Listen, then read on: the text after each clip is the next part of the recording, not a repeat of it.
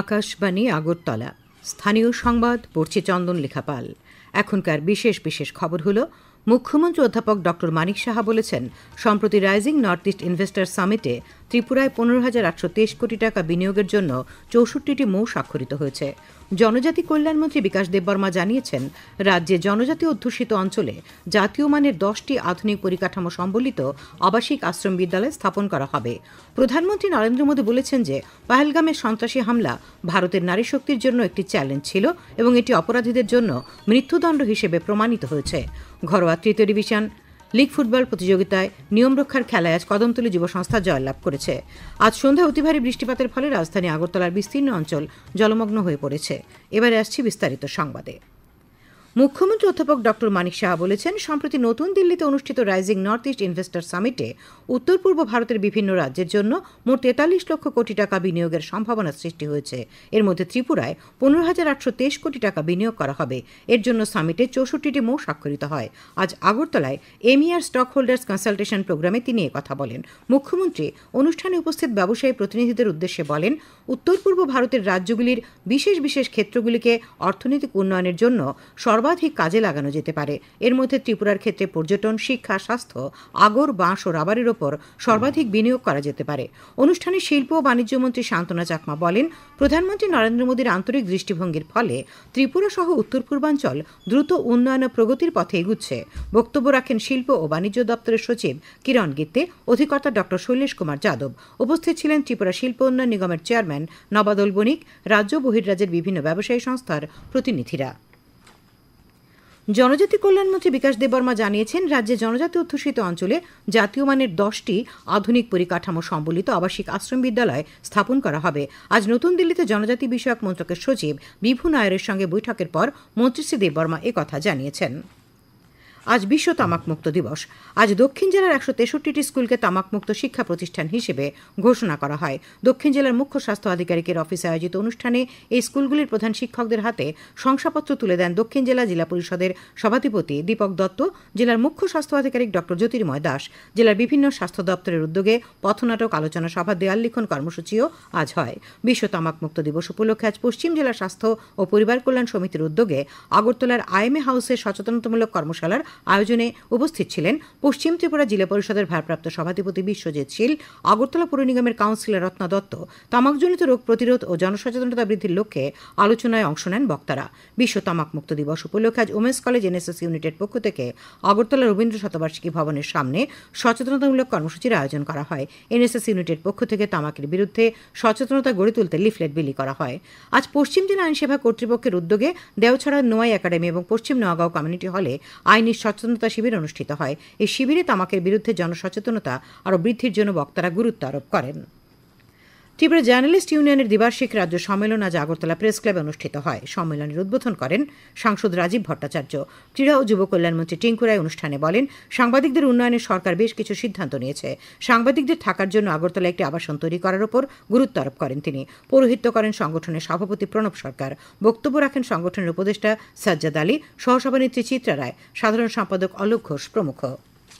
খবর প্রচারিত হচ্ছে আকাশবাণীর আগরতলা কেন্দ্র থেকে।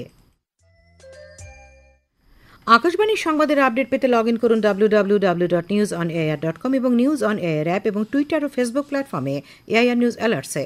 ইউটিউবে লক্ষ্য রাখুন নিউজ অন এয়ার অফিসিয়ালে। এছাড়াও আকাশবাণী আগরতলার সংবাদের আপডেট পেতে দেখুন টুইটার বা এক্স হ্যান্ডেলে আকাশবাণী নিউজ আগরতলা, ফেসবুকে এআইআর নিউজ আগরতলা এবং ইউটিউবে আকাশবাণী নিউজ আগরতলা। প্রধানমন্ত্রী নরেন্দ্র মোদী বলেছেন যে পহেলগামে সন্ত্রাসী হামলা ভারতের নারী শক্তির জন্য একটি চ্যালেঞ্জ ছিল এবং এটি অপরাধীদের জন্য মৃত্যুদণ্ড হিসেবে প্রমাণিত হয়েছে। আজ মধ্যপ্রদেশের রাজধানী ভোপালের জাম্বুরি ময়দানে লোকমাতা দেবী অহল্যাবাইয়ের 300তম জন্মবার্ষিকী উপলক্ষে আয়োজিত নারী ক্ষমতায়ন মহাসম্মেলনে ভাষণ দিচ্ছিলেন প্রধানমন্ত্রী। তিনি বলেন যে ভারত কোনো ধরনের ছায়াযুদ্ধ সহ্য করবে না এবং এই ধরনের সন্ত্রাসী কর্মকাণ্ডের কঠোর জবাব দিতে ভারত দৃঢ় প্রতিজ্ঞ। তিনি বলেন, অপারেশন সিন্দুর ভারতের সাহসিকতার প্রতীক হয়ে উঠেছে।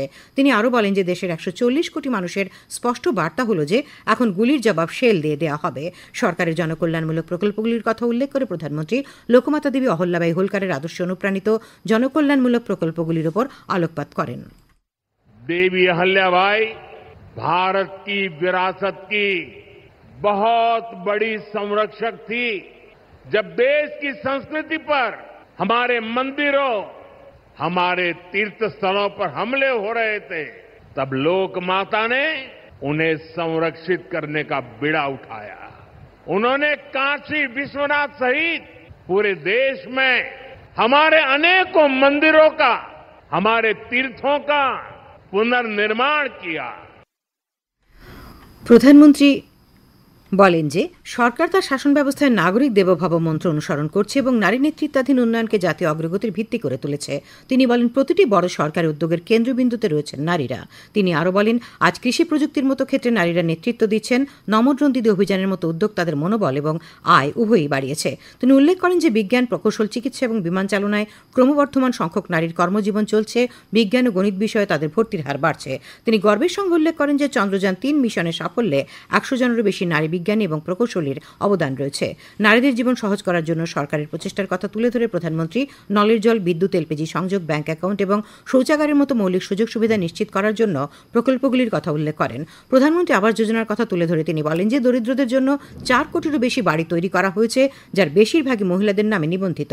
অনুষ্ঠানে প্রধানমন্ত্রী বেশ কিছু গুরুত্বপূর্ণ পরিকাঠামো প্রকল্পের উদ্বোধন করেন। তিনি ১,২৭১টি অটল গ্রাম সেবা সদন নির্মাণের প্রথম কিস্তির টাকাও প্রদান করেন। অনুষ্ঠান থেকে দেবী অহল্যাবাই হোলকারের ঐতিহ্যকে সম্মান জানাতে একটি স্মারক ডাকটিকিট এবং ৩০০ টাকার একটি মুদ্রা প্রকাশ করা হয়েছে।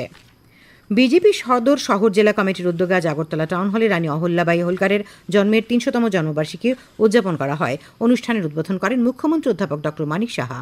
তিনি বলেন লোকমাতা অহল্যাবাই তার নিজের রাজ্যের সমৃদ্ধির জন্য একটি নতুন দিক নির্দেশনা দিয়েছিলেন, এমনকি দরিদ্রদের ক্ষমতায়নে নিজেকে উৎসর্গ করেছিলেন।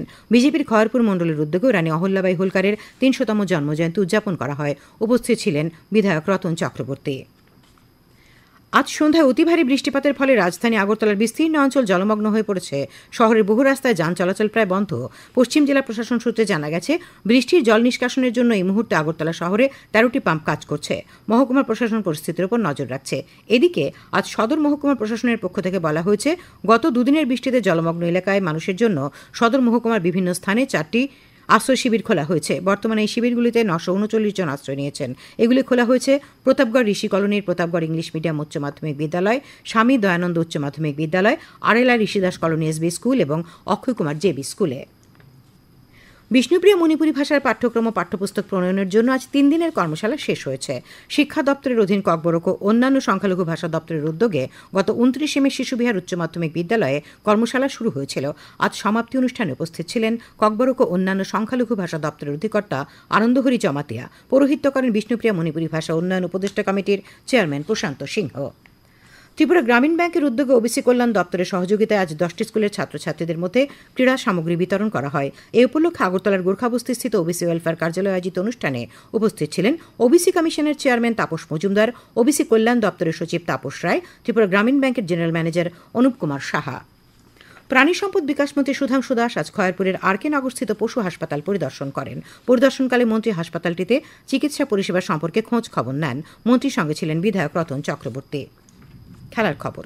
ত্রিপুরা ফুটবল অ্যাসোসিয়েশন পরিচালিত ঘরোয়া ৩য় ডিভিশন লীগ ফুটবল প্রতিযোগিতার নিয়মরক্ষার খেলায় আজ কদমতলী যুব সংস্থা জয়লাভ করেছে। উমাকান্ত মিনি স্টেডিয়ামে বিকেল অনুষ্ঠিত খেলায় কদমতলী যুব সংস্থা ৬-৩ গোলে উমাকান্ত কোচিং সেন্টারকে হারিয়ে দেয়। আবহাওয়া। আগামী ২৪ ঘণ্টায় পশ্চিম ত্রিপুরা, উত্তর ঊনকোটি, ধলাই ও খোয়াই জেলায় বিক্ষিপ্তভাবে ভারী বর্ষণ সঙ্গে ঘণ্টায় ৪০ থেকে ৫০ কিলোমিটার বেগে দমকা হাওয়া বয়ে যাওয়ার সতর্কবার্তা রয়েছে।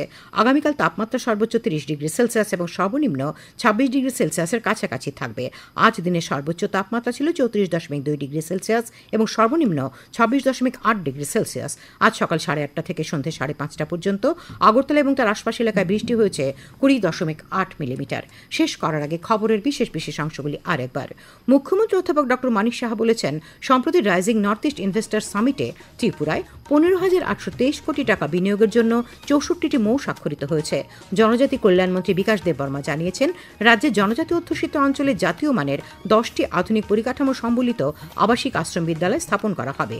প্রধানমন্ত্রী নরেন্দ্র মোদী বলেছেন যে পহেলগামে সন্ত্রাসী হামলা ভারতের নারী শক্তির জন্য একটি চ্যালেঞ্জ ছিল এবং এটি অপরাধীদের জন্য মৃত্যুদণ্ড হিসেবে প্রমাণিত হয়েছে। আজ সন্ধ্যায় অতি ভারী বৃষ্টিপাতের ফলে রাজধানী আগরতলার বিস্তীর্ণ অঞ্চল জলমগ্ন হয়ে পড়েছে। ঘরোয়া ৩য় ডিভিশন লীগ ফুটবল প্রতিযোগিতার নিয়ম রক্ষার খেলায় আজ কদমতলী যুব সংস্থা জয়লাভ করেছে। স্থানীয় সংবাদ আজকের মতো এখানেই শেষ হলো। পরবর্তী বাংলা স্থানীয় সংবাদ শোনা যাবে আগামীকাল সকাল ৭:৩৫ মিনিটে।